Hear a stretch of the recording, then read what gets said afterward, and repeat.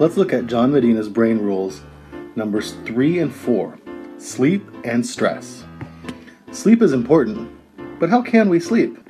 We don't want to sleep around hostile areas or predators, but it must be important because we spend 1/3 of our life sleeping.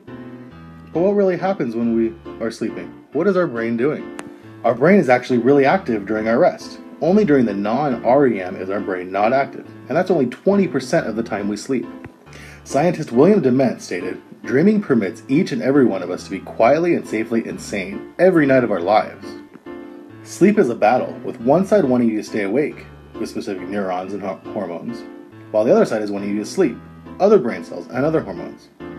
An experiment was conducted with a man who stayed underground for a month, free of light.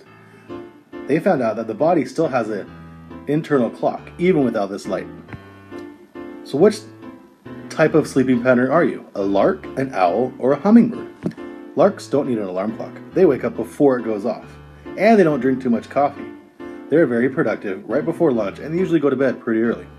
Owls do need an alarm clock, sometimes multiple alarm clocks. They love to sleep in as late as they can, drink lots of coffee, and have a large sleep debt. Hummingbird is about everybody else. Larks are only 10% of the population, while owls are only 20%. Hummingbird is basically part lark and part owl. Our kindergarten teachers were right. Naps are good for us, and we're missing out a lot by not taking them. A nap zone is a real thing and can vary from person to person. Naps are important because during the day we all go through a sleepy time where we usually don't work well and are very unproductive. NASA found that a 26-minute nap reduced astronauts' lapse in awareness by 36%. So how much sleep do we need at night?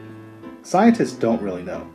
Studies do show that the less sleep you get, the worse student you are, the less focus you have at work, and it even affects what your body does and what your food you eat. Let's implement naps into school. Even in business, there's about a $100 billion loss that is affected because of performance, because of sleepy workers. Why not create school schedules based upon the student and teacher sleep style? Teachers and students with similar sleep styles will have the same schedules. Productivity and focus will increase, students will be better behaved, and they'll perform better. As you can see, sleep is pretty important, and it definitely affects our students in a positive or a negative way. Next, let's look at brain rule number 4, stress. Not all stress is the same. Some stress is actually good and it's helpful for learning. It's also very hard to determine what actually is stress. Jumping out of an airplane can be exciting and exhilarating event for some people, while it can also be really stressful for others. Scientists have determined that there is no single specific physiological response for stress.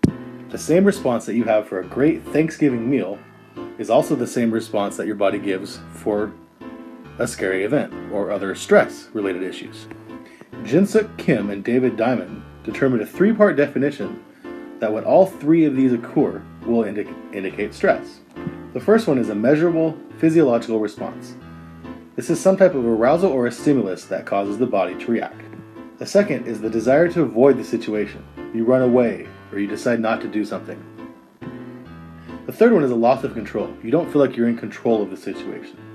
You feel when stress is happening. Your blood pressure rises, your pulse increases, there's a rapid release of energy.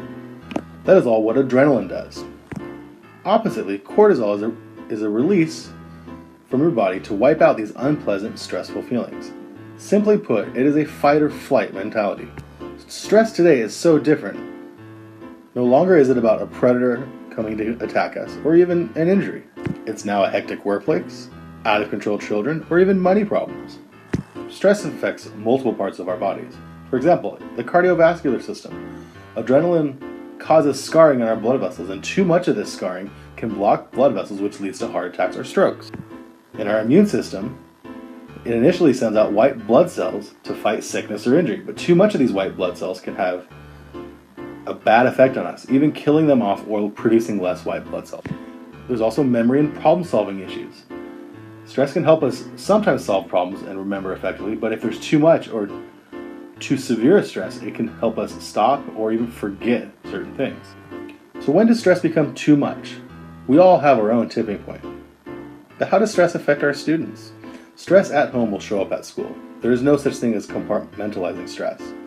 constant fighting at home, missing meals or going hungry, or being fearful when you're away from school can all cause severe stress that will affect our students' learning ability.